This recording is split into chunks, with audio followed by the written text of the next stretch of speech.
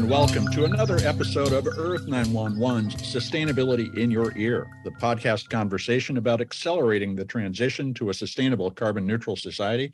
I'm your host, Mitch Ratcliffe. Thank you so much for joining the conversation today. Plastic politics are in the news. 3 converging debates will shape the future of plastic manufacturing and recycling. At the global level, the United Nations is negotiating the terms of a worldwide plastics treaty that will be enforced by 2025, while in the United States, the Environmental Protection Agency has introduced a draft national strategy to prevent plastic pollution, and the Federal Trade Commission is working to update its green guides, the rules that govern the advertising of environmental and recycling claims. Today, we welcome back Dr. Anja Malawi Brandon. She is Associate Director of U.S. Plastics Policy for the Ocean Conservancy and an environmental engineer who has helped draft landmark state and national legislation regulating plastic pollution in recent years. She last appeared on the show to discuss unnecessary plastics in March 2022 and recently authored the Ocean Conservancy's recommendations to the Federal Trade Commission about the labeling of plastics to clearly indicate their recyclability. Anja summarized the challenge of recycling that we all struggle with when she wrote, "Consumers should not need a PhD in plastics to understand what to do with their plastic packaging." So true. Recyclability and compostability remain confusing terms, and local services, not national rules, determine the real options available to each of us.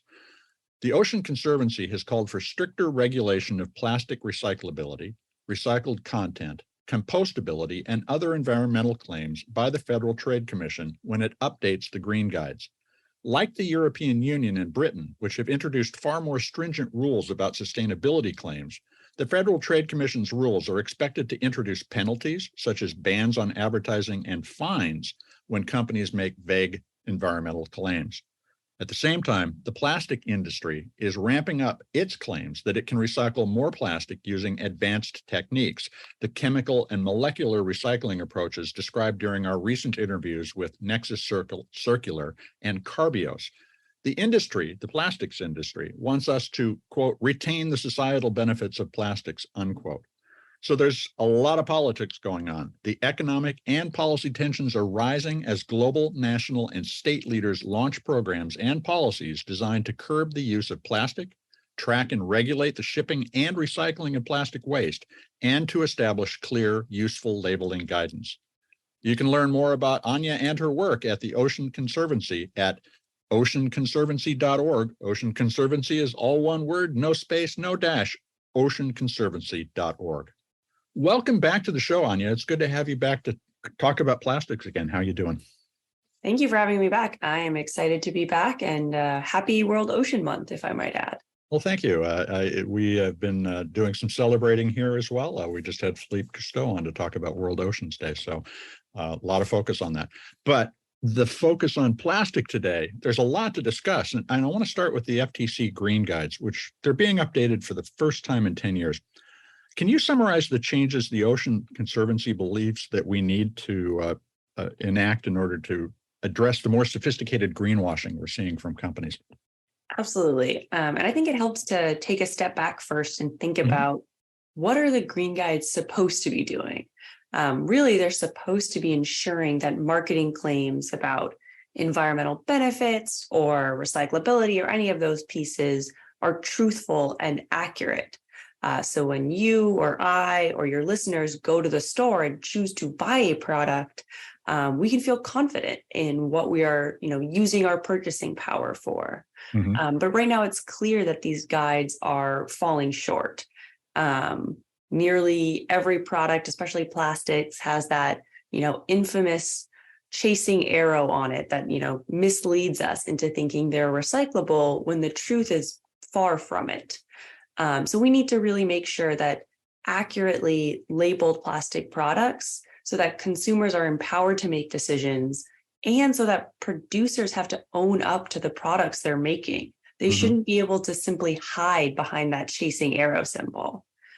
And we know that recycling will only work if we're honest about what is and is not recyclable, and for that matter, what is or is not recycling. So that's what we're pushing for the FTC to do in this update to the green guides. Well, so what's recyclable is very much a local question. It depends on the infrastructure that's in place to handle the plastics. Do you think that we need to insist that if you're going to make a recycling claim that you are involved in an extended producer responsibility program?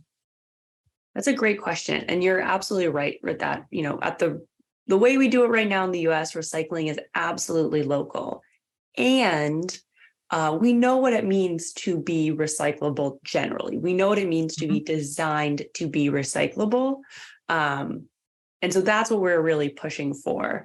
There are, industry standards and, from things like the Association of Plastics Recyclers all the way to the US Plastics Pact that have identified what it means to be designed to be recyclable and designed to not have known problematic things in your product or packaging that impacts recyclability. So that's really what we're pushing for in terms of how to update those recyclability standards, is that upstream change. So you must be designed to be recyclable to be labeled as such, recognizing that we still have a long way to go in building out local infrastructure as well. Well, the other thing that strikes me as I look at the update process is that once a decade in the real-time media environment in which we live, seems like maybe a little too infrequently to address this question. How often should the green guides be updated? Yeah, you are absolutely spot on there. The last time the FTC green guides were revised was in 2012, which may not seem that long ago, but in the scheme of plastics and packaging is an eternity. One thing that I was that helped provide context for me, 2012 was the year the iPhone 5 came out. We are on to, the 14 now. So we have seen so much change in terms of, technology and how we use these products and packaging. For plastics specifically, half of all of the plastics we have ever made have been made in the last 20 years, which is to say we use a lot more plastics now than we did in 2012. So it is absolutely critical that these federal systems designed to protect us as consumers keep pace with these changes. And we also know that, public interest in plastic pollution has absolutely skyrocketed, which has led to rapidly changing state and hopefully one day federal laws around plastics, which also need to be taken into account on a more regular basis by the green guides. So we're urging the FTC to update the green guides at least every 5 years. We know it's a huge undertaking to do these types of federal rulemakings, but at least every 5 years will help them keep the pace, we think, a lot better. And the pace of innovation is only going to accelerate. So those 5 years need to be well designed. There still needs to be a dialogue, not just once every 5 years having this conversation, but an ongoing discussion about what we need to be thinking about. And in particular, I want to ask about the 10 products that the U.S. Plastic Pact has identified as problematic. And you're asking the FTC to just ban the use of the recycling symbol or any recyclability claims around them. Can you describe what's on the list briefly and what kinds of products consumers find those plastics in? Yeah, absolutely. So the first criteria for materials to be added to this list was, are you recyclable? So only materials that were deemed not recyclable by the U.S. Plastics Pact, which includes businesses from across the plastics life cycle, were added to this list. So given that these materials were deemed to not be recyclable, we absolutely believe that they should not be able to be labeled recyclable. That is misleading to consumers, but also can damage our recycling systems just through that increased contamination. So as to what's on the list, it includes, 11 materials essentially that are non-reusable, non-recyclable. So this includes things like plastics like expanded polystyrene, or think of packing peanuts or foam coffee cups. These things are not economically feasible to recycle and readily escape into our environment, where they break up into these tiny foam microplastics.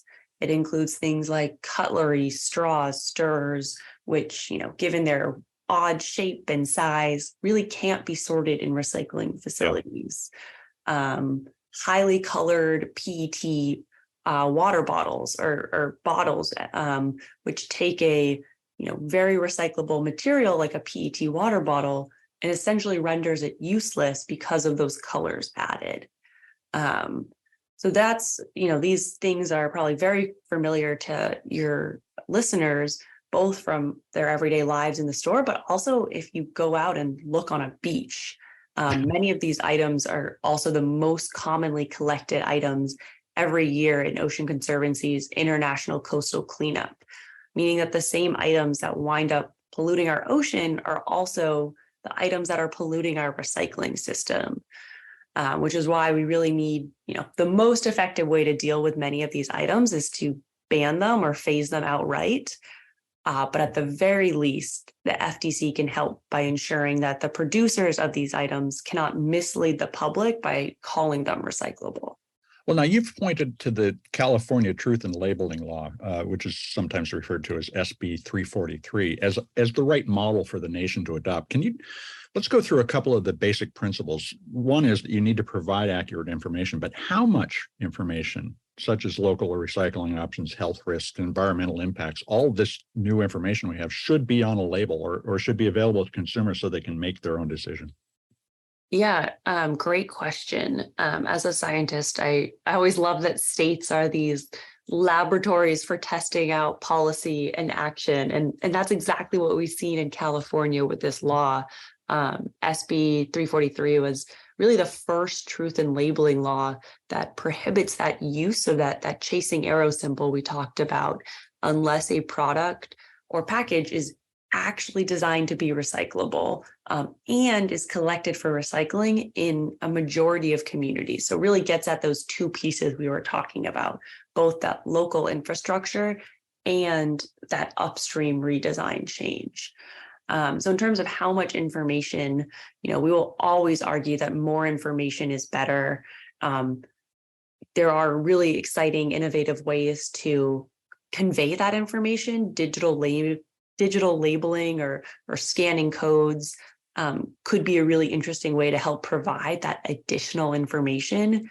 But this is a big but, digital labeling absolutely cannot replace clear instructions or labels on the products or packaging that say whether something is either recyclable or not recyclable. We cannot have a QR code become the new chasing arrow that things can hide behind. We need to make it as easy as possible for our consumers to know exactly what their product is and whether or not, what bin they should put it in at the end of the day. Well, your point is well taken. We don't want the label to end up being like the audio advertising, where at the end there's a 10-second, 40-second disclosure that's accelerated that you can't even understand. But there is so much information. And another one is the ingredients. And you mentioned pigments earlier, but PFAS, BPAs, and phthalates that are used to change the physical characteristics of the plastic. Should we be disclosing those things as well? Yeah, great question. One thing that I think is important to put into context is just how many chemicals are used in plastics. A recent report by the UN Environment Program found that there's over 13,000 chemicals associated with plastics and plastics production, of which over 3,000 of those are considered potential chemicals of concern because of their toxic properties. So I think it's important to start with that context, because the problem of chemicals goes well beyond BPA and PFAS and phthalates, which are incredibly problematic. But those are just a few out of literally thousands. So given how many chemicals are being used and how potentially harmful all of these chemicals are, we simply cannot play whack-a-mole and go chemical by chemical in deciding what needs to be listed, whether it's harmful or whether it impacts recyclability, we need to take a giant step back and look at these chemicals as types or classes and make a determination on whether that entire type of chemical is safe for human health or environmental health and whether it impacts recyclability. So it is incredibly important that we have accurate information available to consumers about this, but it is even more important to make sure that what is actually going into the plastics is not harmful.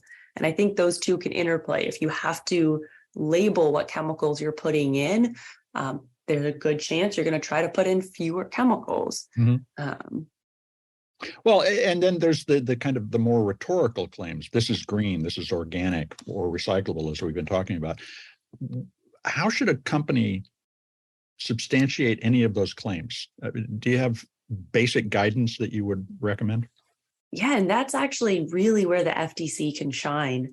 The FTC and their updating of these guides can and should set the standards that companies need to meet to make these claims. And that's really what we push for, is to have those standards be based on the best available science and best available policies that are needed to substantiate these claims. And then the hope is that once the FTC lays out what it means to actually substantiate these claims, that they can then go back and actually enforce against companies that aren't doing the right thing.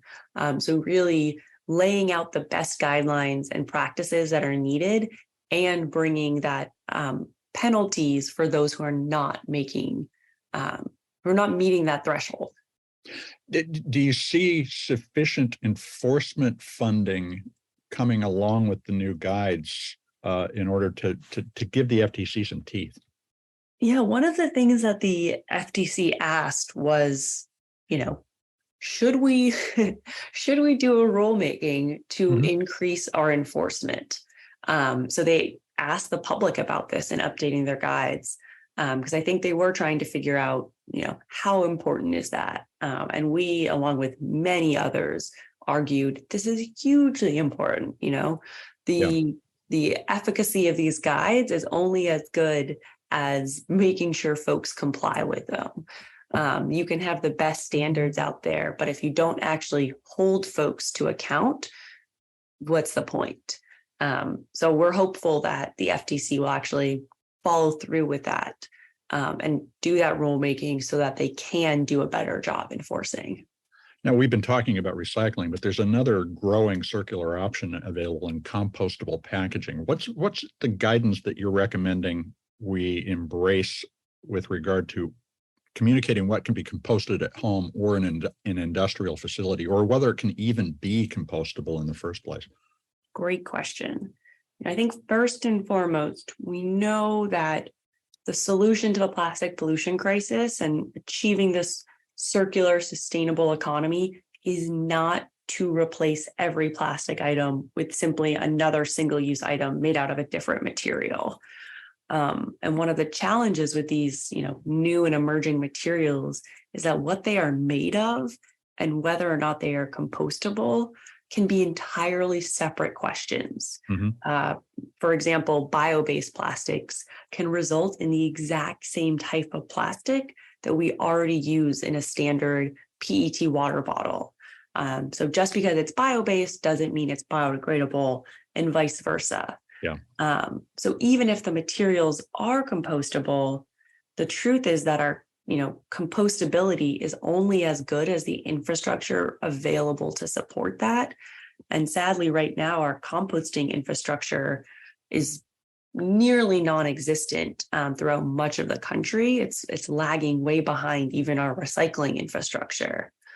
So that's why we urge the FTC to update their guidance such that you can only make a compostability claim in an area where there is a well-defined, majority of customers who actually have access to composting, because otherwise it's just going to end up in the landfill. So that's not really, achieving that compostability that we're looking for. And we also urge the FTC to prohibit a lot of other labeling claims kind of related to biodegradability or oxodegradable or oxobiodegradable. These products are known to just break up these big macroplastics that we think of every day into microplastics, which is absolutely not composting and is really should not be considered a sustainable alternative, as you're just contributing to our growing microplastic problem as opposed to actually being a sustainable alternative.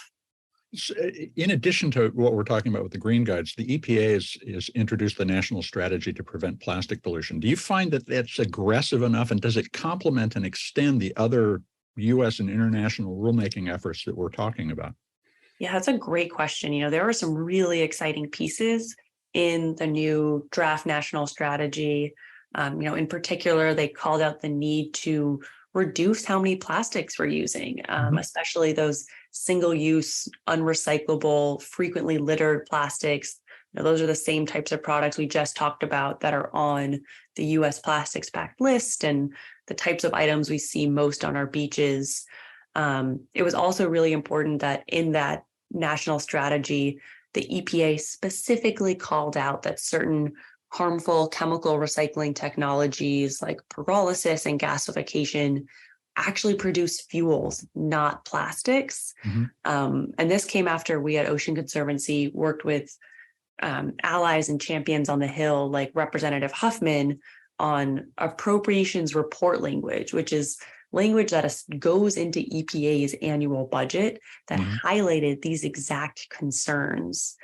So this is a huge step forward by the EPA, and we're already seeing it have an impact in other parts of the EPA. For example, a recent rulemaking decision to keep regulating these types of harmful chemical recycling technologies as solid waste incineration, which is important for requiring more robust standards for air emissions and water emissions to protect surrounding communities. All of that excitement aside, we do think that there are many places in this strategy where EPA calls for voluntary action or more research. And really, we know enough to act now, and we know that voluntary measures are simply not going to cut it. This document, the new draft national strategy, is open for public comment right now, and we will absolutely be calling on the EPA to take actions now rather than to wait for voluntary changes, and pointing to what is within the EPA's authority to act immediately to address this problem. I want to talk more particularly about the chemical or advanced recycling you just mentioned, but we're going to take a quick commercial break. We'll be right back. And we are back to talk more about preventing greenwashing and the updates to the Federal Trade Commission's Green Guides with Dr. Anja Brandon. She's Associate Director of U.S. Plastics Policy for Ocean Conservancy. Now, Anja, in your note to the FTC, you urged them to prohibit the use of plastic conversion technologies. You just referred to them like pyrolysis and gasification, which are also sometimes referred to as chemical or advanced recycling, as a source of recycled content. These approaches, and we've had a couple of companies on recently who are doing what they claim is completely circular plastic, not plastic to fuels. These approaches are touted as clean. What are the human health and environmental impacts that motivated your recommendation? Yeah, that's a great question. And I think sometimes it's challenging with terms like chemical recycling, because it is such a broad and sweeping category that really hides the truth of what a lot of these technologies are. It's this huge umbrella term that is used to cover a really disparate set of technologies. So these conversion technologies, pyrolysis, gasification, refuse-derived fuel, other things like that, are truly not recycling at all. Rather, they are fancy ways of saying burning plastics for energy. So they are decades-old technologies that are well studied and well understood. And they vary a little bit, but pyrolysis essentially takes plastics and turns it into incredibly crude oils, whereas gasification takes plastics and turns it down into synthetic natural gas. Neither of these are plastics, obviously. Mhm. So the truth is that these technologies emit far more greenhouse gases than mechanical recycling, as well as countless toxic chemicals that we've been able to study and identify that harm the environment and surrounding communities, which are often historically marginalized communities where these plants are sited. So the environmental justice impacts here cannot be understated.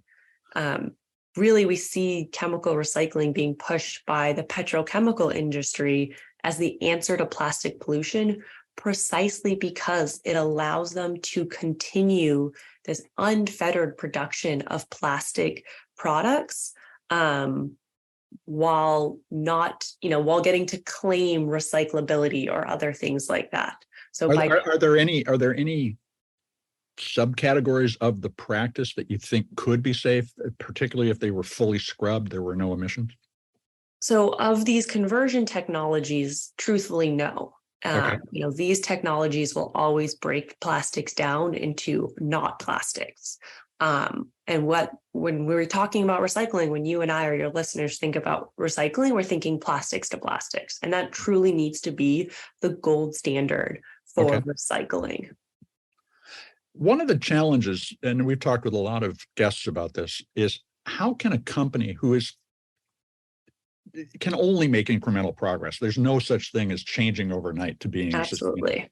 How can they make credible but claims about those changes without greenwashing? What's the right way to be honest about your commitments and the progress you're making in a transparent way?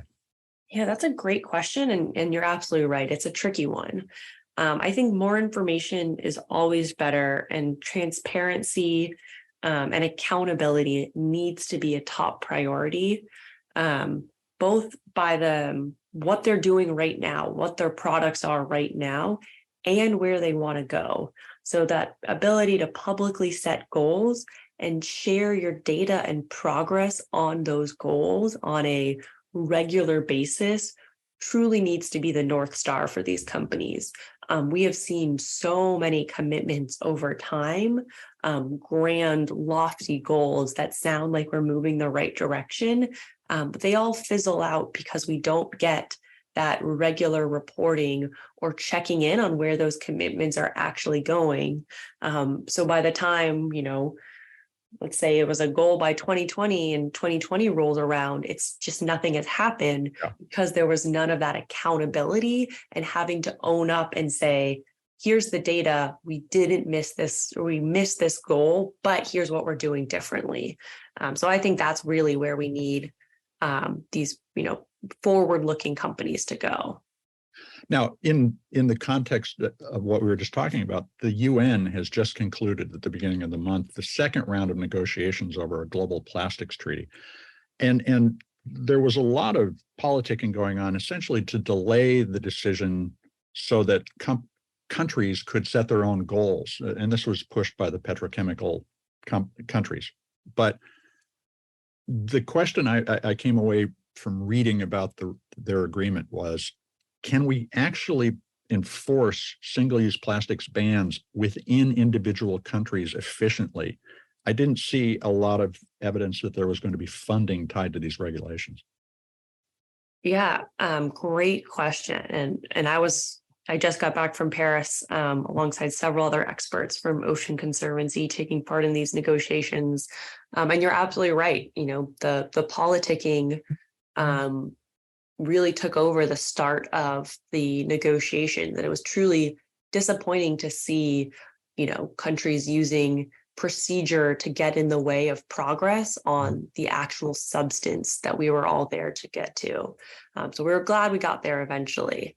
To your point on, these effectively enforcing bans or other targets that are laid out potentially in, this treaty, we have seen countries around the world start taking action on this, whether it's countries like Kenya and Rwanda that have been absolutely leading the way with regulations and bans to, other countries following suit, including recent actions by Canada and India and European countries.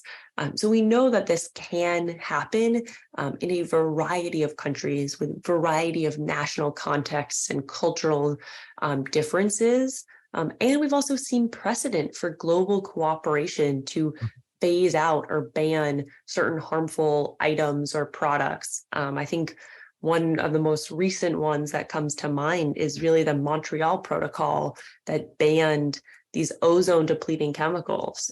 There is a good reason we do not hear about the hole in the ozone as much as we used to, because we worked together as a world and took action. That is a smaller task in some ways, was a handful of harmful items as opposed to kind of the suite and the spectrum of plastics that we have been talking about. But there's precedent. We know how to work together as a world when we have the right motivation. So what rules would you like to see incorporated in the final UN treaty? Great question. This treaty is truly a once in a lifetime opportunity to solve one of the greatest environmental challenges. And because plastic pollution knows no geographic bounds, it's going to take all of us to truly tackle it. So we are calling for a strong, comprehensive treaty that addresses the full life cycle of plastics and ultimately holds plastic producers accountable.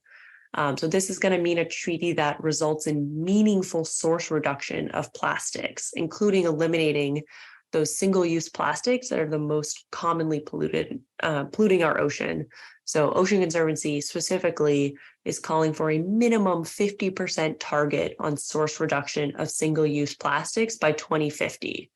So 50-50, which in combination with other policies and measures would eliminate over 2.6 billion metric tons of plastics by 2050. We're also calling for addressing lost or abandoned fishing gear, also known as ghost gear. Pound for pound, this is the deadliest form of plastic pollution in our ocean and is made almost entirely out of plastics. We're calling for addressing microplastics, both those that are intentionally created small, like cosmetic beads, as well as those that break down from our larger plastics. These are the most pervasive, mobile, and distributed type of microplastic pollution. They are bad news for our planet and for our people, and we need to take action there. We're also calling for recognizing the need to redesign plastics at the very beginning, upstream, to ensure that they can be easily reused or recycled again and again and again without the need for things like chemical recycling that we know are not truly recycling. And finally, we're calling for including the voices of the informal waste sector workers who are responsible for nearly 60% of all plastics recycling globally, and making sure that those voices are at the table and can help shape this global treaty to ensure that we have a truly just transition for those workers. I think that one is so important because we've talked on the show and in our coverage about how important trash pickers are in many countries, and they are treated terribly in most of those places, but we need to bring everyone forward. But the other component of what you're describing seems to imply that we need a global extended producer responsibility platform to finance, for instance, fair pay to those people working to collect the material.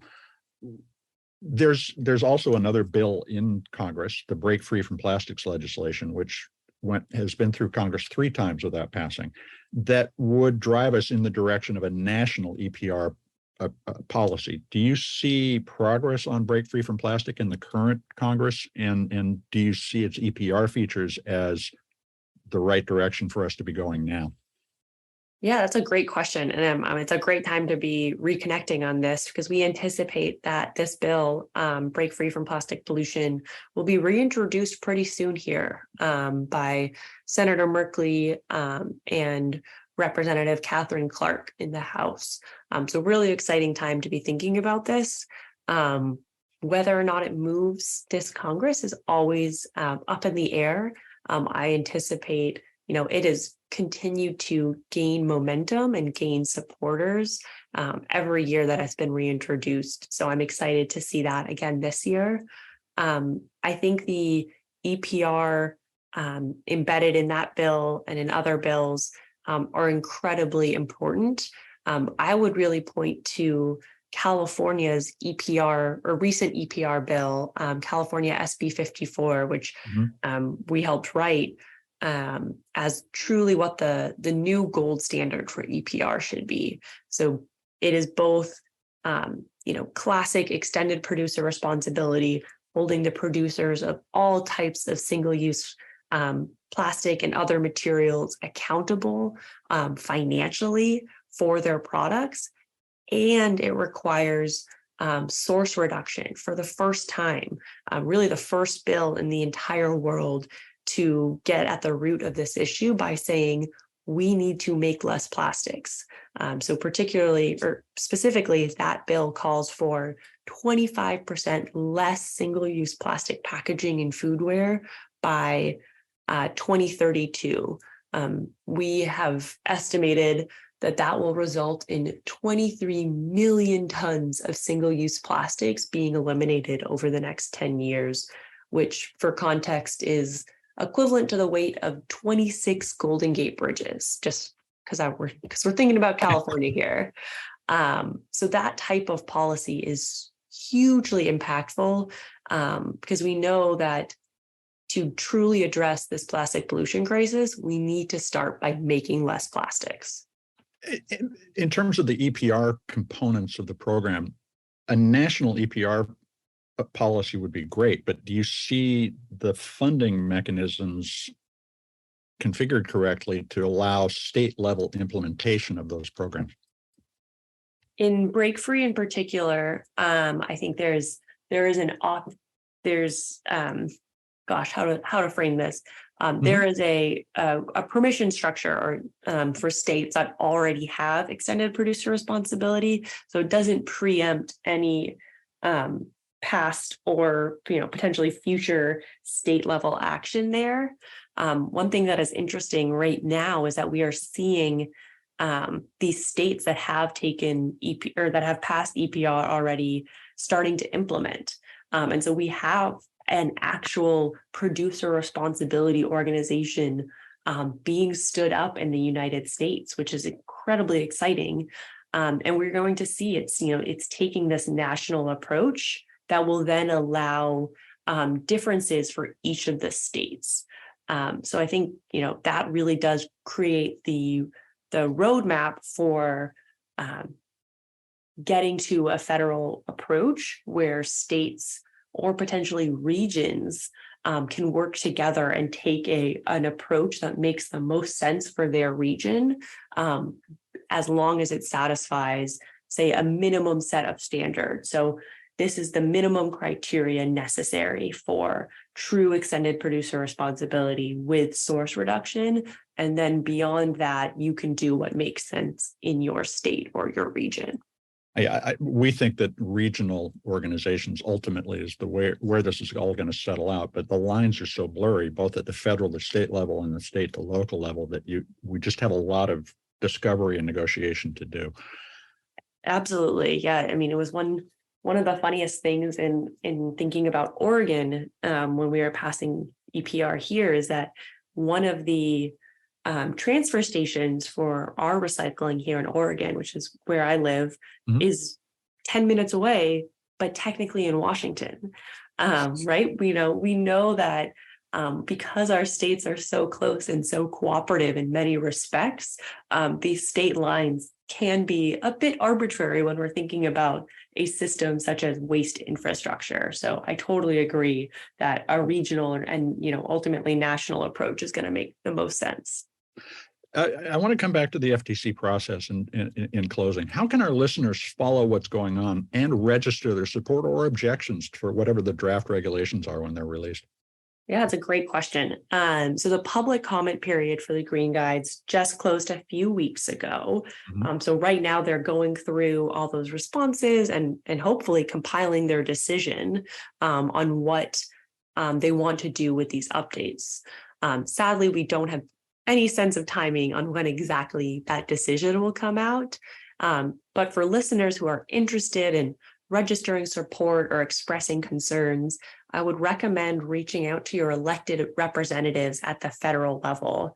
Okay. Congress has an incredibly important oversight role to play in this and other things. And members of Congress can weigh in separately with public comments or directly with these agencies. So expressing your concern to members of Congress and calling on them to act is a great way to get involved. Well, Anja, I want to thank you so much for taking time to talk with us today. It's been very informative. Thank you so much for having me. For listeners who are interested in learning more about Ocean Conservancy or our work, please check out www.oceanconservancy.org, or feel free to follow us on Twitter @ourocean or me @Anja, ANJA, Brandon. We've been speaking with Dr. Anja Brandon, and she's Associate Director of U.S. Plastics Policy for the Ocean Conservancy. And you can learn more about the organization and its Green Guide recommendations at oceanconservancy.org. That's all one word, no space, no dash, oceanconservancy.org. The plastics debate is taking place at every level of society, from the United Nations discussions about a global treaty to the local recycling programs that must invest in plastic processing technology to ensure that the plastics we choose to make are actually reused. And the conversation's even happening at our dinner tables. The reduction in demand for single-use plastics from all of us, whether it's used in packaging or utensils, is the front line in the battle to redefine the role of plastics after their meteoric rise into the mainstream of our lives since the 1950s and 60s. Creating transparency and holding companies as well as governments accountable for their roles in reducing the use of unnecessary plastics, as well as collecting and processing the plastics we do continue to use, is critical to making a turn toward plastics that are used in a reasonable and environmentally responsible way. That will start with each of us learning more, starting with the labels that we consult when shopping. If you don't know what's in a product or packaging, ask the manufacturer or the brand that uses the packaging. Do it before you buy, and communicate your conditions for making a purchase. Tell these companies to embrace extended producer responsibility so that you know you will have local options to recycle when you're done with the packaging. We will, of course, continue to bring you conversations about the future of plastic recycling. This is one of the biggest and most important conversations going on today. I hope you'll take a moment to share this podcast or any of the more than 400 interviews we've done on sustainability in your ear. If you take a moment to write a review on your favorite podcast platform, that will help your neighbors find us. Folks, you're the amplifiers that can help spread more ideas to create less waste. So please tell your friends, family, and coworkers they can find us on Apple Podcasts, Spotify, iHeartRadio, Audible, or any of the fine purveyors of podcast goodness they may prefer. Thank you so much for your support. I'm Mitch Ratcliffe. This is Earth911, and we will be back with another innovator interview soon. In the meantime, folks, take care of yourself, take care of one another, and let's all take care of this beautiful planet of ours. Have a green day.